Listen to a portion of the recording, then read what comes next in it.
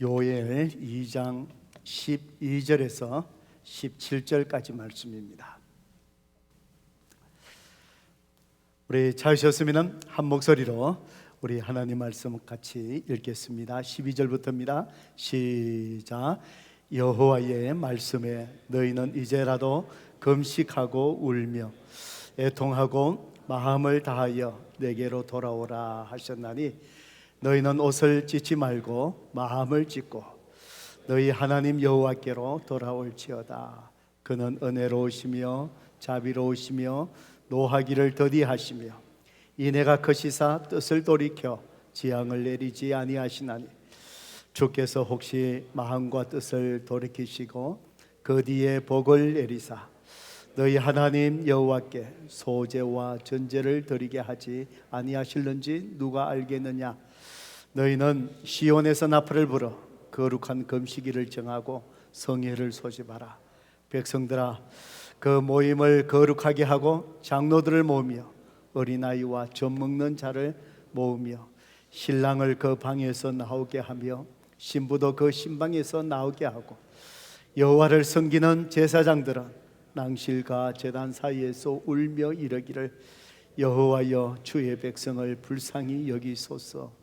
주의 기업을 욕되게 하여 나라들로 그들을 관할하지 못하게 하옵소서.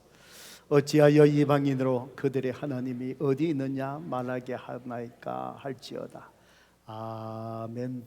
우리 말씀을 듣기 전에 성경책 높이 들고 믿음으로 선포할까요? 시작. 주의 말씀은 내 인생의 빛입니다. 주의 말씀은 내 삶을 변화시키는 능력입니다. 주의 말씀에 내 마음문을 엽니다. 듣고 깨닫고 말씀대로 살겠습니다. 아멘. 믿음대로 될지어다. 오늘 예배에 나오신 우리 모든 성도님들 주의 이름으로 또 환영합니다. 우리 몇 주 전부터 소선지서 혹은 소예언서라고 하지요. 구약 성경에 17권이 있습니다. 그래서 시리즈로 소선지서 강해 한 권 한 권씩 시리즈로 또 하나님께서 우리에게 주시는 또 말씀의 주제를 같이 살펴보겠습니다.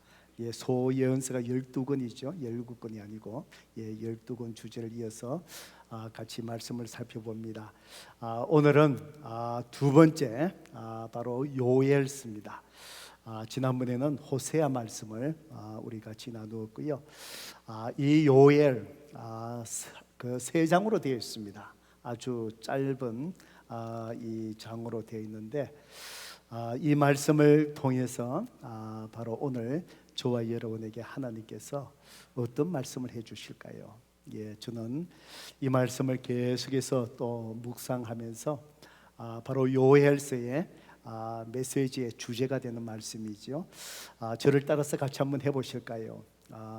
여호와의 날. 다시 한번 해보실까요? 여호와의 날. 그렇습니다. 오늘 이 말씀을 우리가 함께 들으면서 여호와의 날, 여호와의 날, 요엘서의 반복해서 계속해서 나오는 메시지입니다. 여호와의 말, 여호와의 날. 오늘 이 말씀을 묵상하면서 여호와의 날이 무엇인가 우리가 한번 깨닫고 오늘 이 시대에 살아가는 저와 여러분에게 하나님께서 지금 뭘 말씀하시는가, 오늘 성령님의 음성을 저와 여러분이 오늘 또 잘 들을 수 있기를 바랍니다. 지금 우리는 세계 모든 사람들이 마찬가지죠. 지금 어려운 시기를 우리가 살아가고 있습니다. 2년 이상이나 코비드 바이러스로 인해서 팬데믹 상황을 우리가 지나왔고 참 여러 가지 힘들고 어려웠습니다.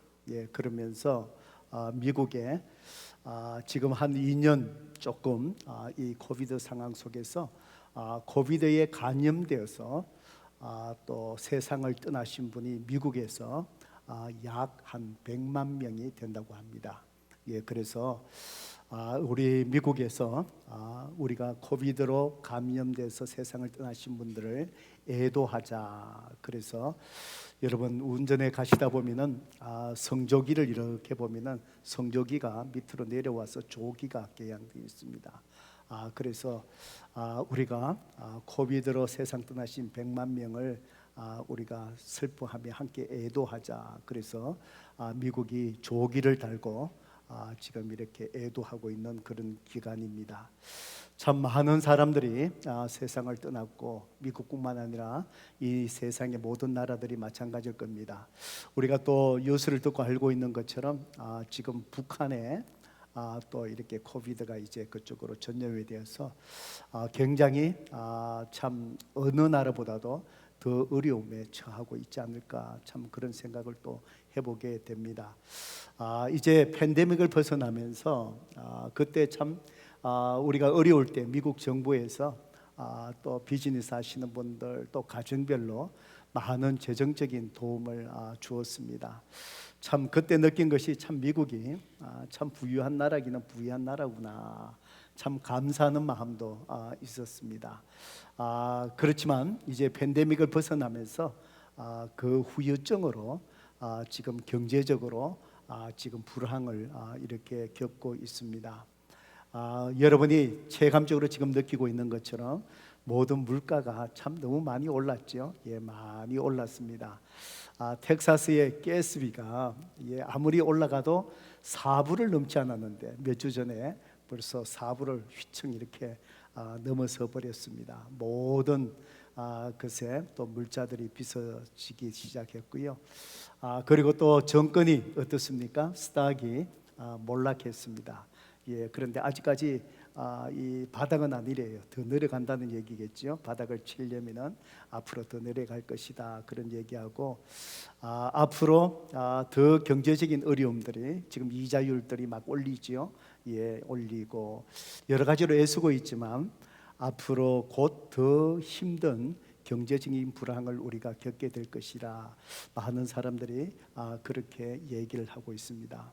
성도 여러분, 우리가 이 불안함, 우리 인생에 한번 겪을까 말까한 이런 팬데믹 상황, 또 이런 시대를 우리가 또 경험하면서 우리 그리스도인들은 정말 하나님 앞에서 한번 질문해 보아야 됩니다. 하나님은 어디 계십니까?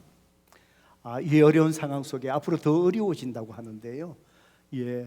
하나님, 역사를 주관하시는 하나님은 어디에 계십니까? 뭘 하고 계실까요? 또 이런 모든 상황들, 우리가 느끼고 있는 이 상황들을 통해서 그냥 우연히 재수 없이 내 인생 속에 한번 지나간 사건이다라고만 그렇게 단정하고 지나갈 것이겠습니까? 분명히 하나님이 살아계신다면 하나님이 의도적으로 하셨던, 허용하셨던, 분명히 그 속에 역사의 흐름을 주관하시는 하나님의 분명한 뜻과 목적이 분명히 있을 것입니다.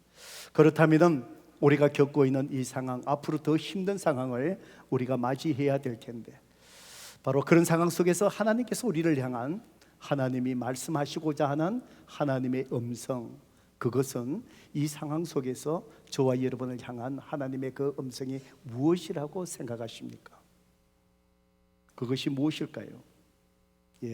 저는 이 요엘서를 묵상하고 읽고 묵상하면서 바로 이 질문에 대해서 하나님께서 우리에게 해답을 주고 있는 말씀이 아닌가, 그런 생각을 합니다.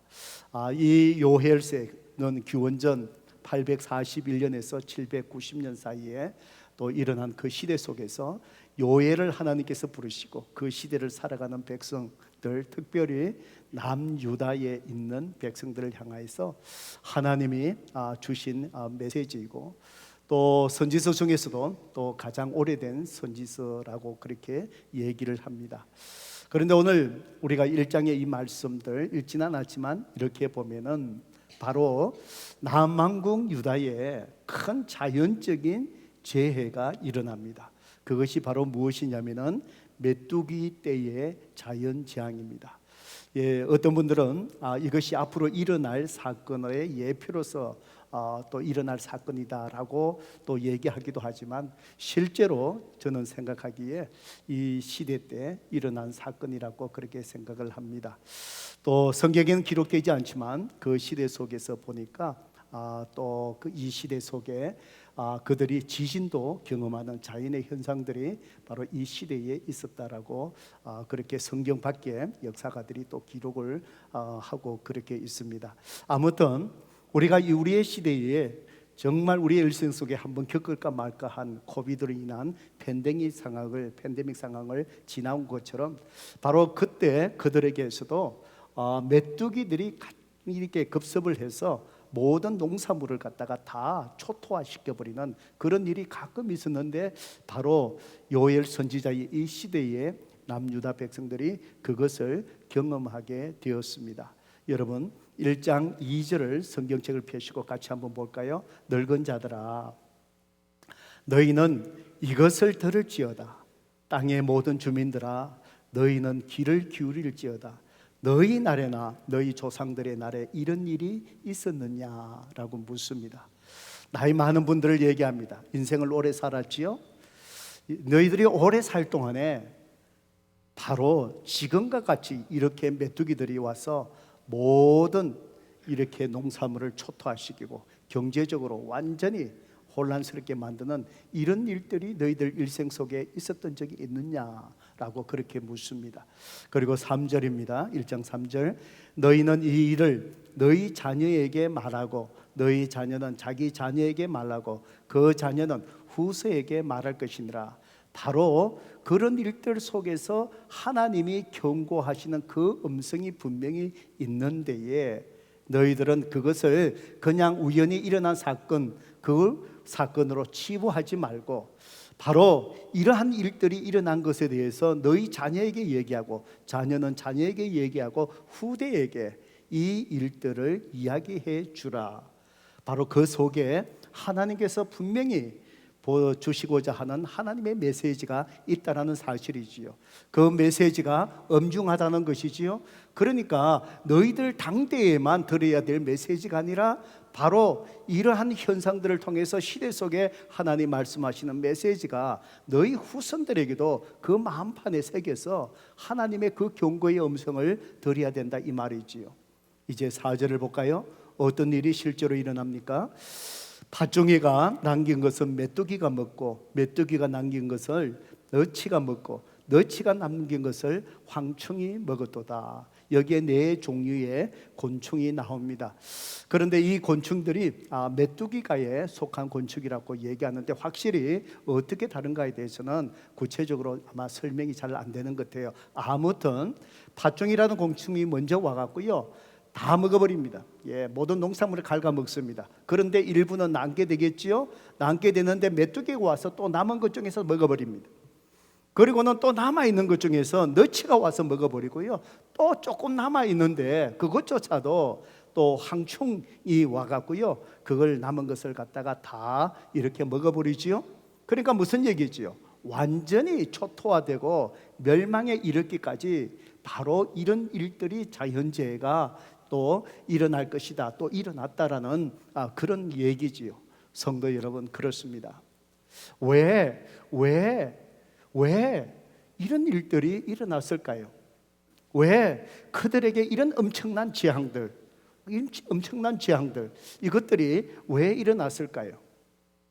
그 당시에 남유다 백성들이요 하나님을 떠나갔고요 온 나라가 우상을 숭배하면서 완전히 하나님 앞에 멀어져 버렸습니다. 이렇게 타락하게 된 이 시대의 그 동기가 바로 뭐냐면은 유다의 7번째 왕으로 등극했던 아달랴라는 여인 때문이었다라고 그렇게 얘기를 합니다. 이 아달랴가 누구냐? 북왕국의 온 나라를 우상으로 뒤덮여 갖고요 정말 하나님 심판 앞에 놓이게 했던 바로 그때의 왕이 누구지요? 아합 왕입니다. 아합 왕의 부인이 누구지요? 이사벨입니다.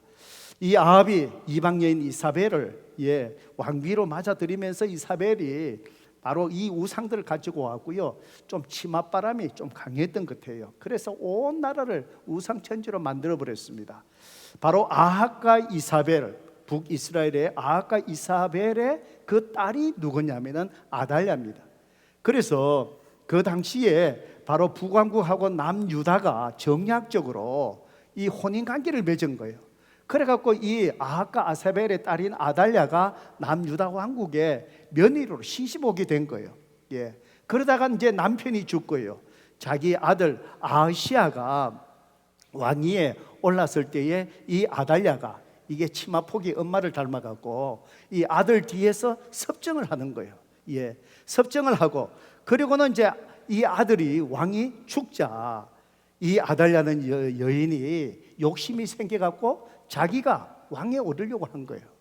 예, 그러니까 자기 아들의 또 아들, 그러니까 이 아달랴 여인의 손자가 있잖아요, 그죠? 그러면은 어리더라도 손자가 왕위를 이어받으면 되잖아요. 그런데 이 아달랴가 자기가 왕이 되려고 어떻게 했느냐? 자기 손자들을 갖다가 다 죽여버린 거예요. 예, 그러니까 피바람이 분 것이요. 예. 저는요 요즘 우리 손자가 하도 재롱을 부리고 그래갖고 이 말씀이 이렇게 묵상하다 아달랴가 왕이 되려고 자기 손자 죽였다 그러니까 이게 확 와닿습니다. 아니 어떻게 자기 손자를 죽이려고 그래? 간을 다 빼줘도 내 손자가 그렇게 사랑스러운데 이 아달랴라는 이 여인이 바로 자기가 왕위를 차지하려고 손자를 다 죽여버린 거예요.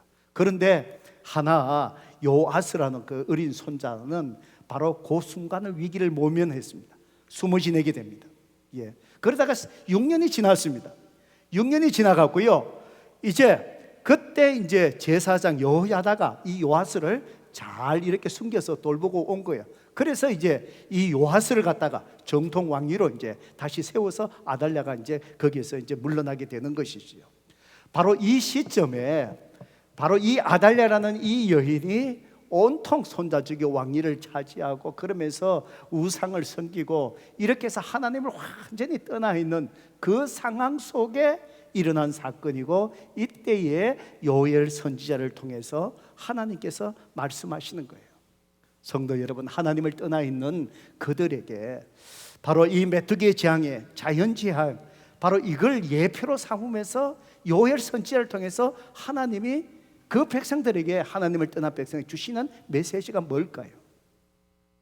저는요 그래서 오늘 이 팬데믹 상황을 우리가 어느 때보다 지나오면서 그것이 하나님의 징계로 우리에게 주셨던 아니면은 하나님과 관계없이 일어난 일을 하나님께서 허용하셨던 아무튼 우리가 이런 어려움을 겪고 더 경제적으로 지금 더 어려움을 이렇게 겪고 있는 이 상황 속에 정말 이런 환경을 통해서 이런 이 전염병의 재앙을 통해서 정말 하나님께서 저와 여러분에게 말씀하시고자 하시는 그 메시지가 뭘까요?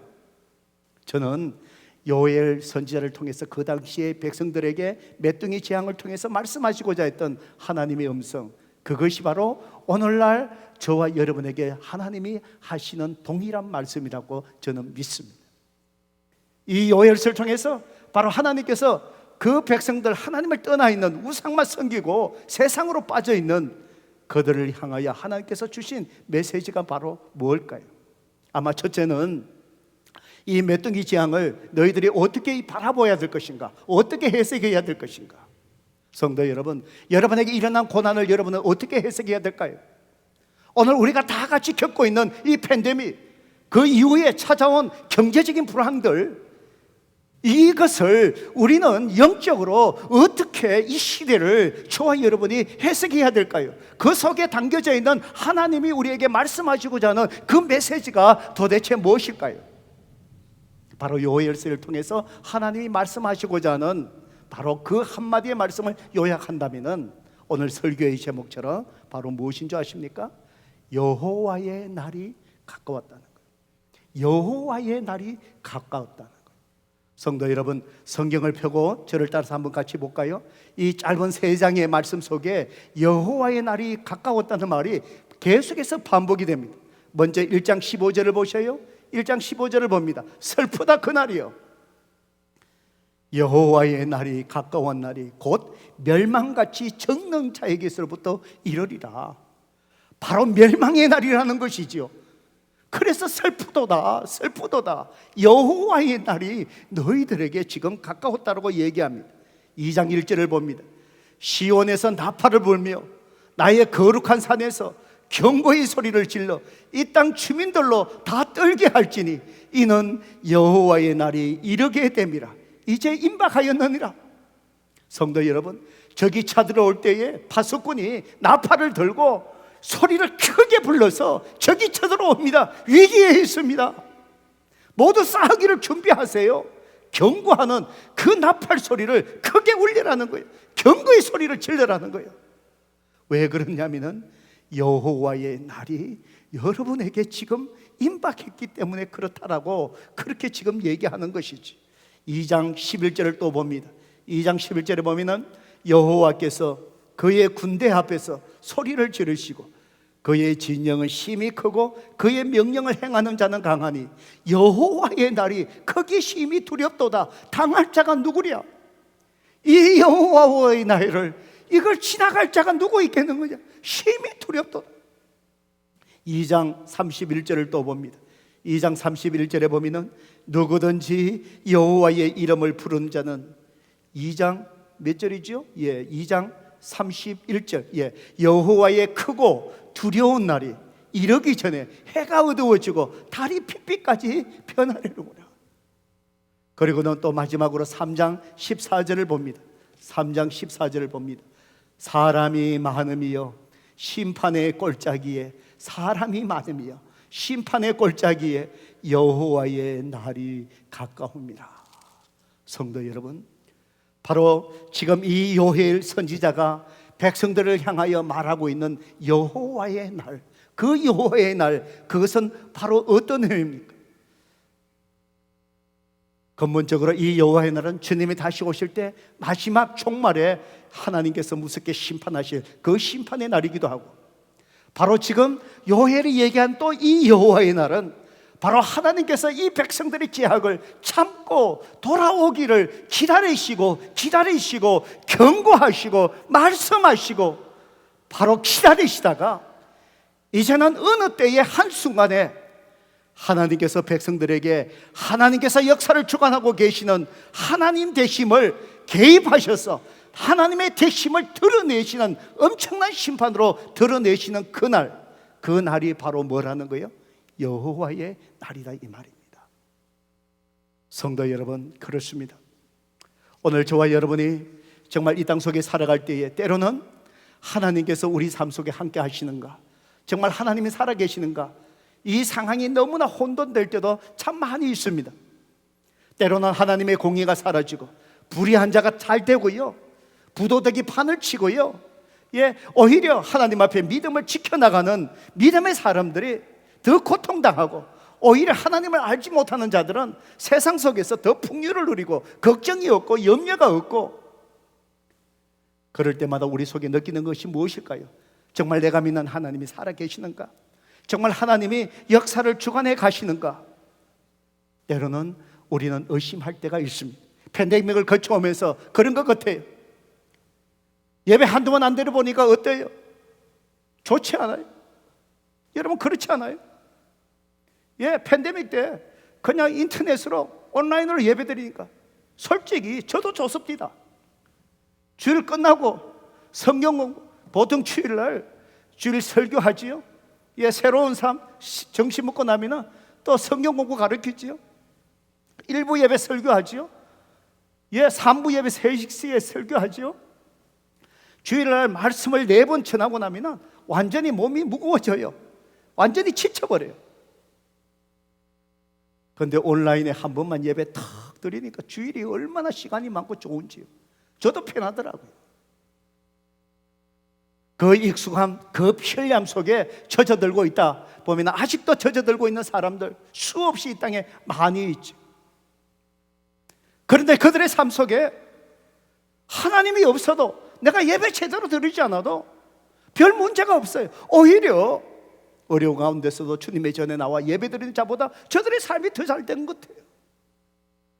하나님이 정말 어디 계시는가? 그런데 바로 여호와의 날이 임박하였느니라.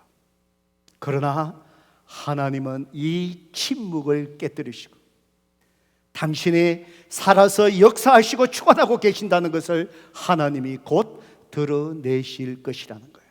바로 그때가 여호와의 날이라는 거예요. 그래서 유다 백성들을 향하여 요엘 선지자가 선포하는 거예요. 여러분들이요, 여호와의 날이 임박했습니다. 여호와의 날이 가까웠습니다. 바로 여호와의 날이 가까웠다는 것을 경고하고 여러분이 하나님 앞에 바르게 서야 됩니다. 성도 여러분, 저는 이 메시지가 오늘 이 시대를 살아가는 우리가 들어야 될 메시지고 하나님이 우리에게 말씀하시는 음성이 아닐까 생각합니다. 오늘 우리가 겪고 있는 이것들, 이 모든 상황들, 하나님이 안 계시는 것고, 때로는 내가 하나님 앞에 바르게 서지 않아도 내 삶이 괜찮은 것고 그냥 잘 되는 것고, 오히려 다른 사람은 불황을 겪는데 나는 하나님을 믿지 않아도, 예배하지 않아도 내 삶을 풍요하다고 생각하시고 있는 사람들 얼마나 우리 속에 많이 있습니까? 기억하십시오. 기억하십시오. 기억하십시오. 여호와의 날이 가까웠습니다. 하나님께서 당신의 살아계심을 우리 삶 속에 드러내실 날이 가까웠습니다. 여러분 삶 속에 하나님이 살아계심을, 공의의 하나님이신 것을 드러내실 날이 가까웠다는 것이지요. 이것이 오늘 요엘이 선포하는 메시지고 오늘 우리에게 하나님이 말씀하시는 음성입니다. 성도 여러분, 오늘 이 시대를 바라보며 여호와의 날을 바라보는 자, 우리는 하나님 앞에서 어떤 삶의 태도를 보여야 될까요? 요엘 선지자는 오늘 특별히 우리가 읽었던 이 말씀을 통해서 오늘 우리에게 여호와의 날이 임박했다는 것을 깨달으며 너희들의 삶 속에 두 가지를 결단하라고 말씀하십니다. 첫 번째로 성도 여러분, 하나님을 떠나 있는 삶에서 하나님을 향한 삶으로 빨리 돌아서셔야 합니다. 긴박하게 돌아서셔야 합니다. 왜냐하면 하나님께서 개입하시고 당신을 드러내실 여호와의 날, 그 무서운 날이 곧 우리에게 임하기 때문입니다. 요엘 2장 12절 말씀 보세요. 여호와의 말씀에 너희는 이제라도 금식하고 울며 애통하고 마음을 다하여 내게로 돌아오라고 하셨나니, 여러분, 하나님은 바로 하나님을 떠나 저희와 여러분에게 내가 너희들에게 임할 여호와의 날이 임박했다, 임박했다. 이제는 세상 속에 돌아서서 나를 향한 삶으로 돌아서야 된다. 성도 여러분, 그것으로 끝나는 것이 아니라 계속해서 주님이 기뻐하지 않는 것에 돌아서야 된다. 주님이 원하시지 않는 자리에서 돌아서야 된다. 주님이 원하시는 삶으로 너 발걸음을 지금 돌아서야 된다. 계속해서 주님 앞으로 떠나 있는 자들을 향하여 주님 앞에 돌아오라고 촉구하는 거예요. 요엘서 2장 13절을 보세요. 너희는 옷을 찢지 말라. 옷을 찢지 말고 마음을 찢어 너희 하나님 여호와께로 돌아올지어다. 유대인들은요, 하나님 앞에서 정말 잘못된 것을 회개하고 정말 회개했다는 표시로 옷을 찢었습니다. 그런데 요엘 선지자가 그 시대에 있는 백성들, 하나님을 떠난 백성들을 얘기합니다. 너희들이요, 백성들이요, 옷만 찢지 말고 마음을 찢으세요. 마음을 찢으세요. 그들은 진정한 마음 속에 하나님 앞에 돌아오고자 하는 진정한 회개 없이 의식적으로 그저 옷만 찢고 있는 그 모습이었어요. 성도 여러분, 이것이 저와 여러분의 모습은 아니죠. 하나님 앞에 예배드리지만 진정으로 나의 삶의 주인 되신 그 주님을 고백하며 내 삶을 올려드리는 헌신의 예배가 아닌 것, 그저 옷만 찢고 있는 내 모습이 아닌 것. 내가 주를 위하여 섬길 때에 그저 의무감 속에서 어찌하지 못해서 억지로 섬기는 그 모습, 옷만 찢고 있는 내 모습이 아닌 거예요. 오늘 하나님은 여러분에게 말씀하십니다. 의식적인 그 행위가 아니라 근본적으로 주님 앞에 돌아오는 결단을 하라고 말씀하십니다. 마음을 찢으라고 말씀하십니다. 왜요?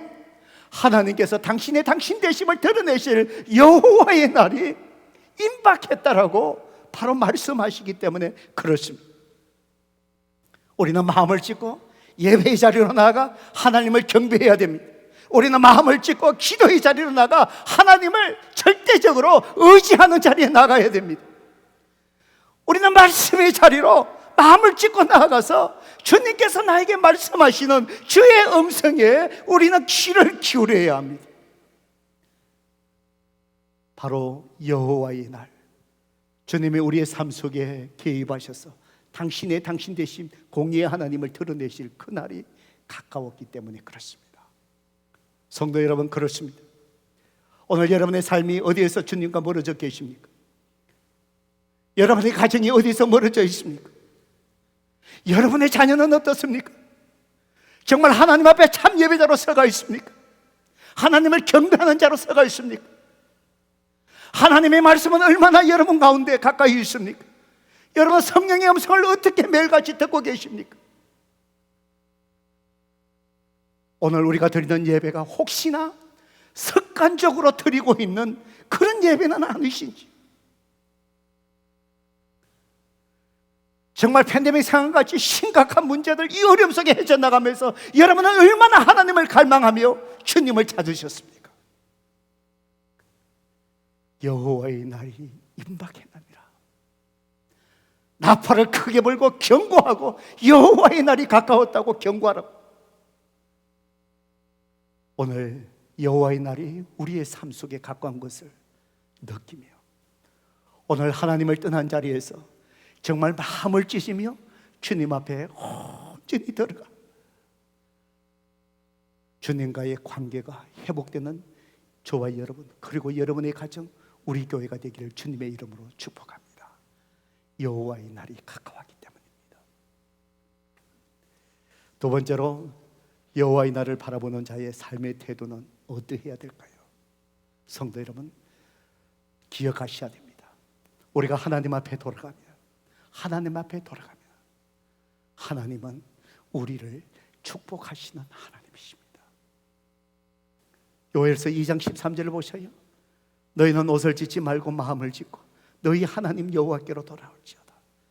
그는 은혜로우시며 자비로우시며 노하기를 더디하시며 인애가 크시사 돛을 들이켜 재앙을 내리지 아니하시리라. 성도 여러분, 그렇습니다. 요엘서 2장 14절 또 보셔요. 주께서 혹시 마음과 뜻을 돌이키시고 그 뒤에 복을 내리시는 하나님이다. 너희 안에는 여호와께 소제와 전제를 드리게 하지 아니하실지 누가 알겠느냐.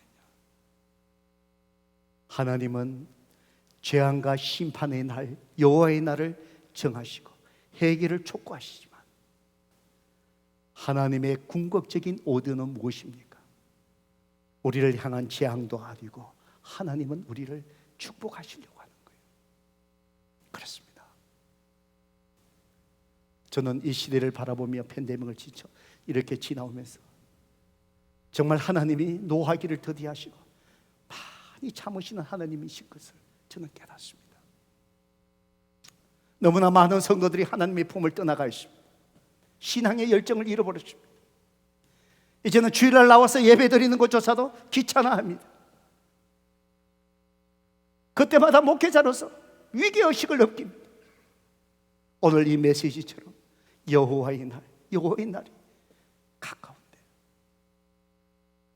성도 여러분, 그렇습니다. 오늘 여러분의 삶 속에 일어나는 모든 고난들, 모든 아픔들, 그 원인은 우리가 다 알지 못한다 할지라도 성도 여러분, 오늘 우리는 하나님 앞에 돌아가셔야 합니다. 신앙의 자리를 회복하셔야 됩니다. 그럴 때 하나님은 내 아픔을 어루만져 주시고 내 눈물을 닦아주시고 하나님은 은혜를 베푸시고 우리를 다시 새롭게 하실 것입니다.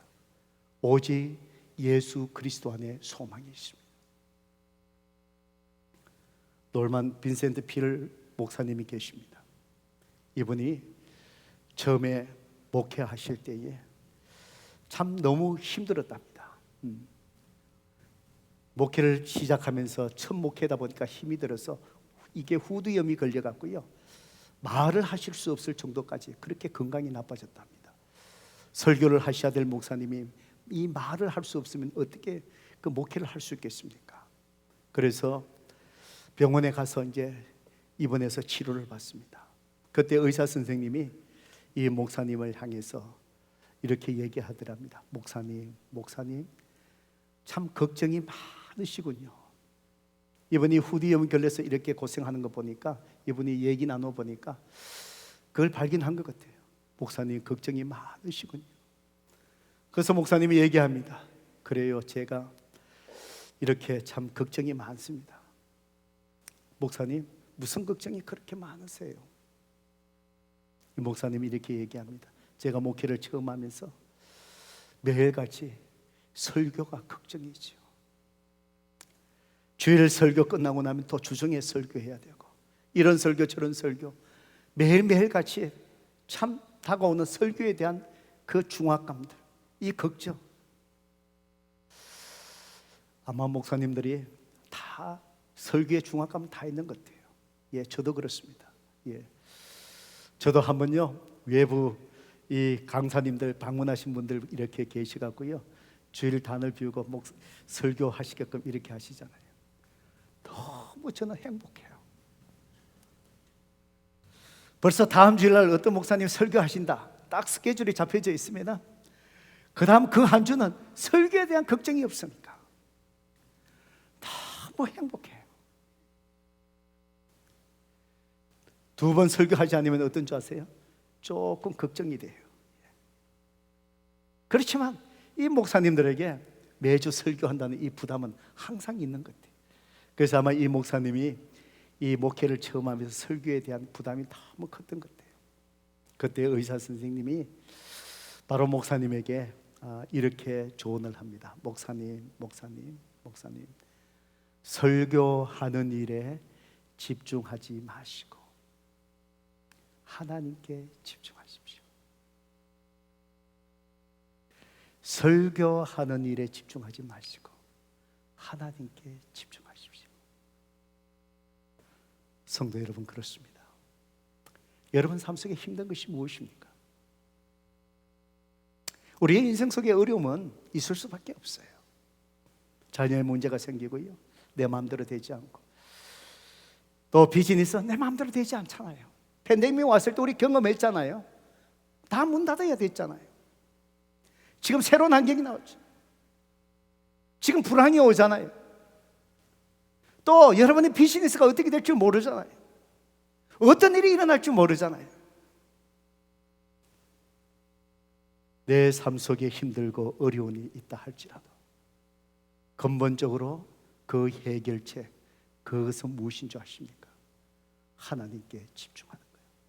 하나님께 집중하는 거예요.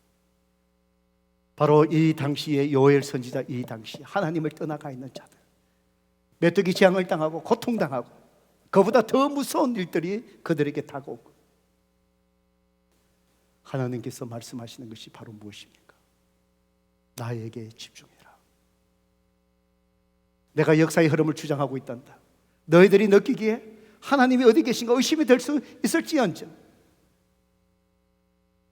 내가 너희들을 내 품속에 돌아오기를 기다리고 있단다. 그렇지만 바로 내 자신을 드러내야 될 여호와의 날, 그때가 너희들에게 임박하단다. 나에게 돌아오너라. 나는 너희들에게 심판만 하는 그런 하나님이 아니라, 나는 썩내기를 더디하시고 은혜로우시고 자비롭고 내 안으로 들어왔을 때, 내 품속에 들어왔을 때 나는 너희를 축복하는 하나님이란다. 성도 여러분, 그렇습니다. 여호와의 날, 오늘 그날을 기억하면서 오늘 결단하셔야 됩니다. 여러분의 어떤 어려움이 할지라도 그 해답은 여호와께 돌아가는 것입니다. 예배를 회복하십시오. 주님을 처음 만났던 구원의 은혜를 다시 회복하세요.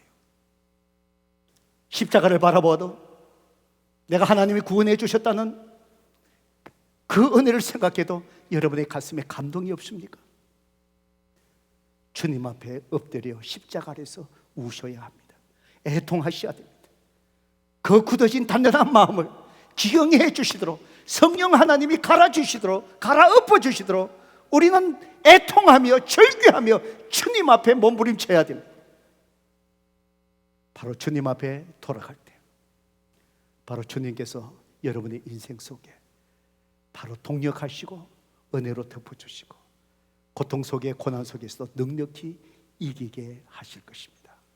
여호와의 날, 주님이 개입하셔 드러내실 그 날이 임박하다는 사실을 기억하시고 더 늦기 전에 주님 앞에 돌아가기 결단하는 저와 여러분 되기를 주님의 이름으로 축복합니다. 기도하십시다. 성도 여러분, 이 팬데믹 상황을 지나오면서 미국에서 100만 명이 죽었습니다. 앞으로 더한 일들이 다가옵니다. 경제적으로 더 어려운 상황이 벌어질 것입니다. 많은 사람들은 얘기합니다. 코비드보다도 더 무서운 전염병이 또 닥칠 거라고 얘기합니다. 이 시대적 흐름과 이것을 바라보면서 오늘 이 시대를 향한 하나님의 말씀이 바로 무엇입니까? 여호와의 날, 여호와의 날. 바로 그날이 임하기 전에 내 품으로 돌아오느라 나와의 관계를 회복하자. 주님 말씀하십니다. 여러분 가정을 돌아보세요. 주님 앞에 멀어진 것이 무엇입니까? 이 팬데믹 상황 속에 주님과 멀어진 것이 무엇입니까? 여러분의 자녀는 어떻습니까? 여러분의 배우자는 어떻습니까? 오늘 여러분이 겪고 있는 이 어려움들, 염려하고 걱정하는 데 집중하는 것이 아니라 하나님께 집중하셔야 됩니다. 하나님 앞에 돌아가야 됩니다. 그 속에 해답이 있습니다. 이 시간 하나님 앞에 회개하십시다. 그리고 오늘 말씀을 의지해서 결단하십시다. 주님, 나와 내 가정이 주님 앞에 돌아갑니다. 예배를 회복합니다. 기도를 회복합니다. 말씀을 회복합니다. 주님, 구원의 은혜를 나를 새롭게 하여 주시고 내 가정을 새롭게 하여 주옵소서. 이 시간 회개와 결단의 기도 주님 앞에 들으십시오. 기도하겠습니다. 아버지 하나님, 우리를 불쌍히 여겨 주옵소서. 하나님, 우리를 불쌍히 여겨 주옵소서. 아버지 하나님, 하나님의 환경을 통해서 우리에게 말씀하여 주시고 여러 가지로 말씀하여 주시고 오늘도 요엘서를 통해서 또 우리에게 여호와의 날을 말씀해 주셨습니다. 하나님 아버지, 우리의 마음의 문이 열리지게 하시고 오늘도 이 말씀이 나를 향한 하나님의 말씀으로 받게 하여 주시고 주여 하나님, 이 팬데믹 상황 동안에 정말 우리의 가정이, 우리의 심령이 하나님을 떠나 있습니다. 내가 하나님의 관계 속에 무너진 것을 주님 보여주세요. 아버지 하나님, 이 시간 결단하게 하여 주세요. 마음을 찢고 돌아오라는 주님의 음성을 듣게 하세요. 여호와의 날이 임박했다는 경고의 나팔 소리를 아버지 저들의 귀로 들을 수 있는 귀를 허락하여 주세요. 아버지 하나님, 결단하게 해주세요. 저들의 가정이 하나님 앞에 돌아오게 하여 주세요. 바르게 서게 하여 주세요. 오 아버지 하나님이 우리에게 은혜 베푸시는 하나님의 참으로 품속에서 당신이 주신 그 은혜를 누리며 이 어려운 시기 주님과 함께 동행하며 아버지 나아갈 수 있도록 아버지 하나님이 우리의 가정을 회복시켜 주시고 우리의 교회를 우리 하나님 회복시켜 주시옵소서. 오 주여 하나님 감사합니다. 하나님 감사합니다. 예수 그리스도의 이름으로 간절히 기도드리옵나이다. 아멘.